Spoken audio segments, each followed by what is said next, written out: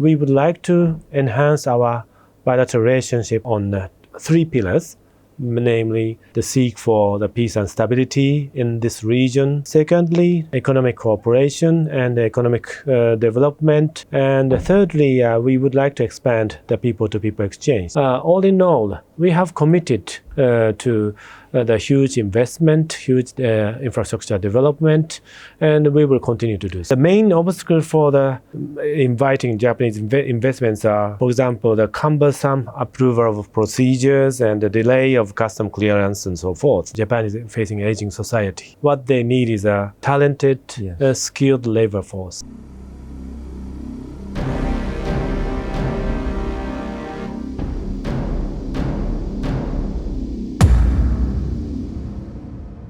Ambassador Iwama Kiminori, Yeah. thank you for coming to the Business Standard. Thank you for inviting me to visit this office. Actually, Japan is a very, a long-term friend of Bangladesh, and since our independence, Japan has been helping Bangladesh develop its economy, and we are grateful to you for that.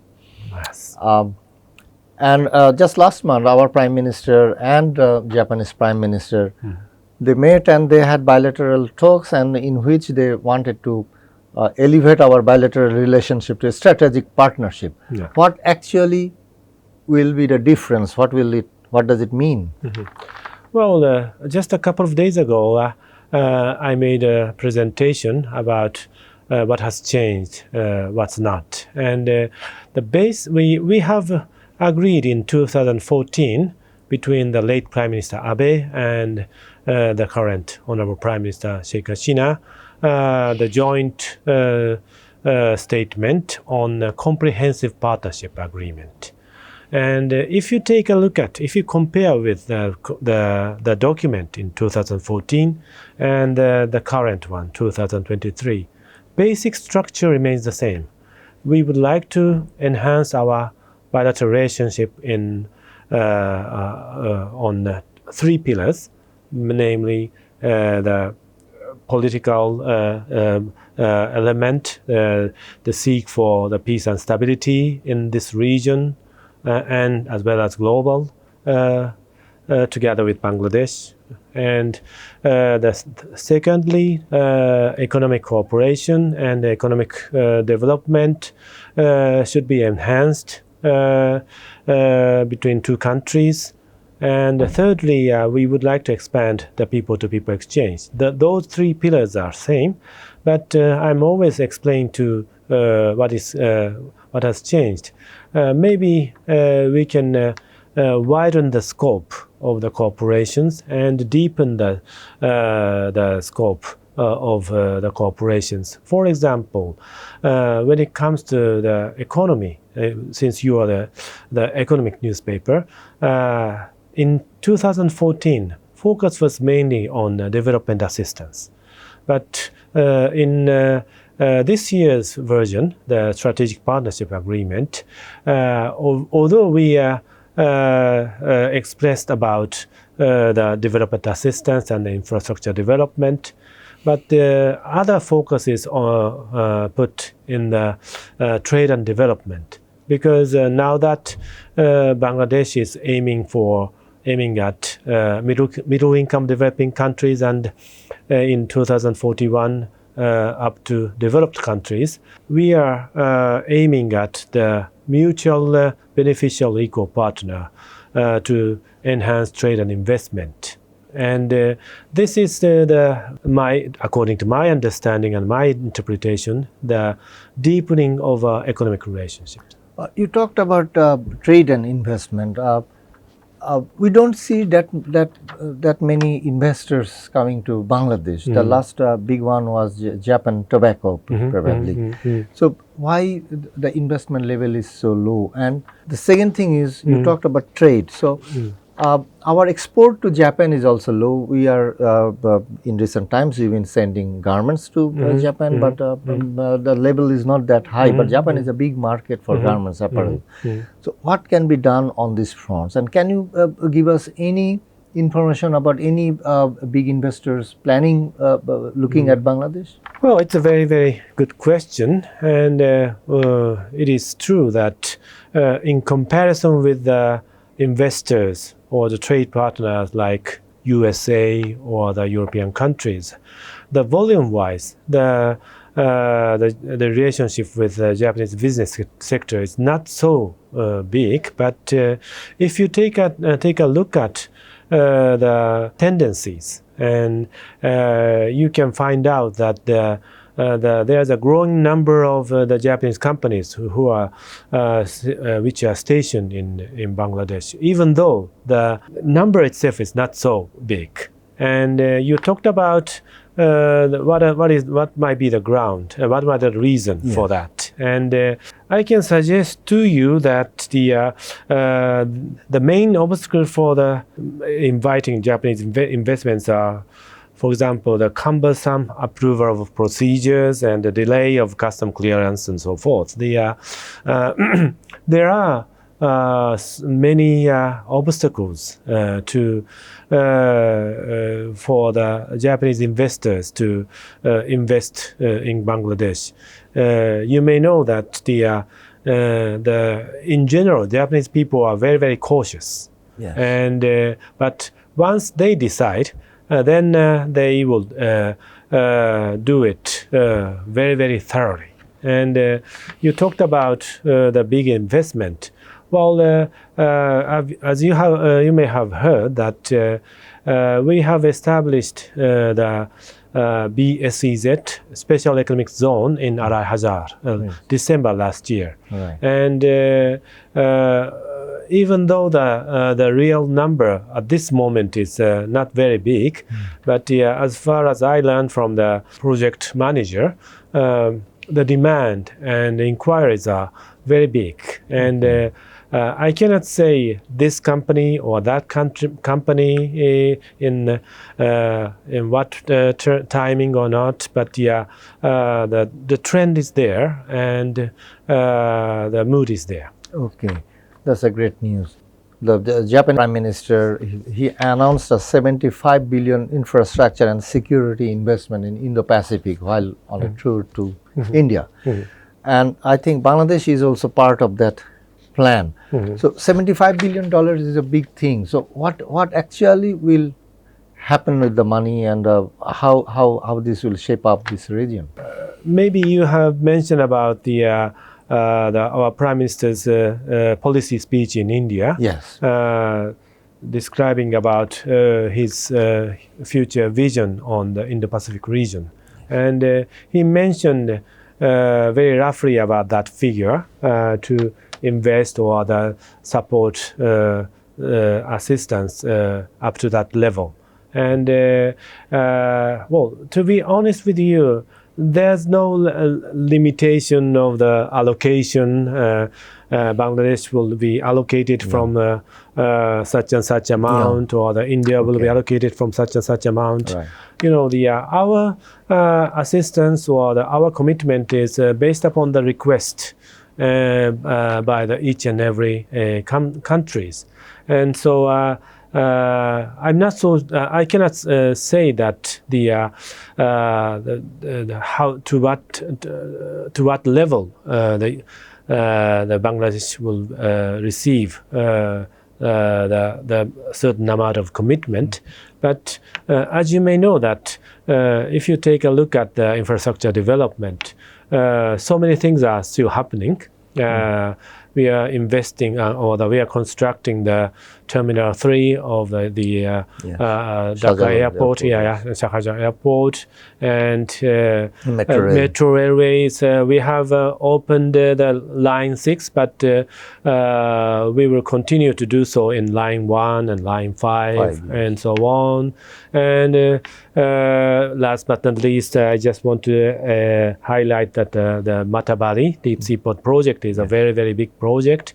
So all in all, we have committed to the huge investment, huge infrastructure development, and we will continue to do so. Is there any specific big infrastructure investment in the pipeline? Can you name anything right now? Well, those three items, Yes. three issues are very, very big, Yes. and it takes long time. And so at this moment, we are concentrating on finalizing our already committed infrastructure development. Okay. Excellency, about Bangladesh and Japan, one thing is Japan is a graying country. The people are aging very fast, and Japan is also a very conservative country in terms of immigration, if you say, which means that you really need a lot of skilled manpower and also unskilled manpower for its development. So, do you see any scope for a bigger migration of workers from Bangladesh to Japan? Well, talking about the migrations, and talking about the situation of the Japan with regard to the aging society, your description is very, very accurate. If you take a look at the statistics, we are facing the aging society. Japan is facing aging society, and I've heard so many voices from Japanese business colleagues that what they need is the labor force and talented, skilled labor force. And we have a framework for receiving certain categories of skilled labor force from Bangladesh. And we have just begun our training, the efficiency test for two categories: agriculture sector and nursing, taking care of the elderly or the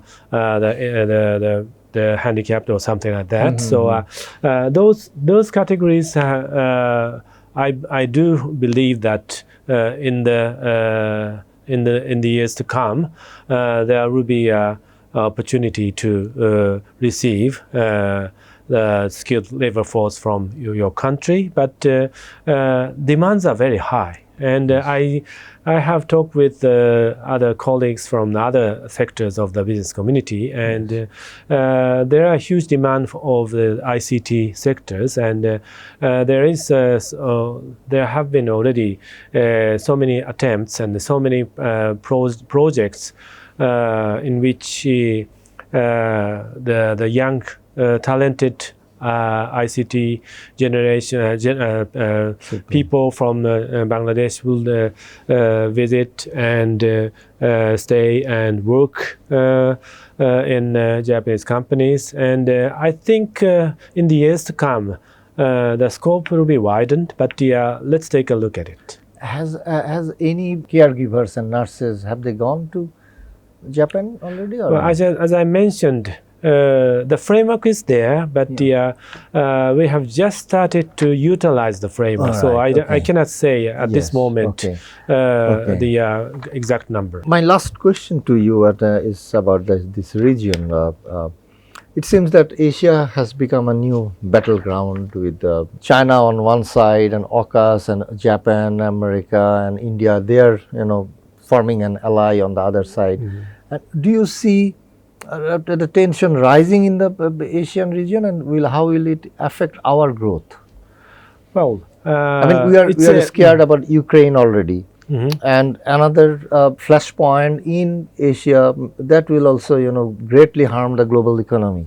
So how you look at this thing development? Well, first of all, I don't want to make the generalization, sweeping generalization on Asia. So you are right that some of the areas we see some unstable instability. For example, if you take a look at our surrounding areas, if you take a look at the North Korea, we are suffering from the very frequent launching of the missiles from North Korea to and Japan. also a constant to, nuclear to threat. Japan or the other areas, other regions, and and so on. So there's several what you said hot spots, but the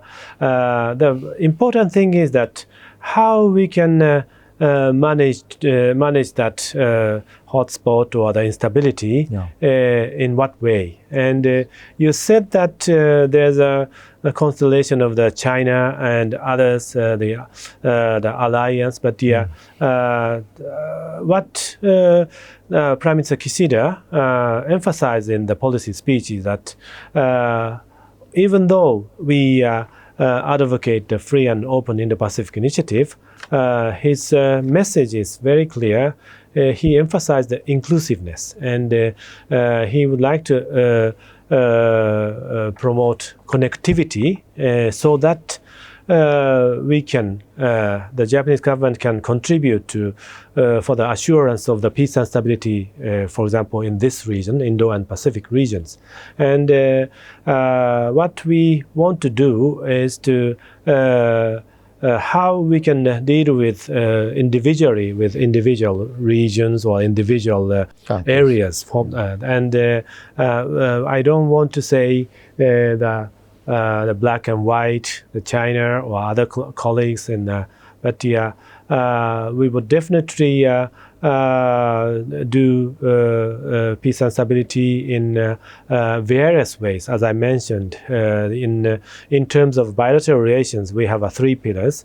Peace and stability through security measures is one thing, but furthermore, the peace and stability or the stable economic development is one factor for the peace and stability. And the people-to-people exchange is will alleviate the tension. So our policy is let's combine every factors. Okay.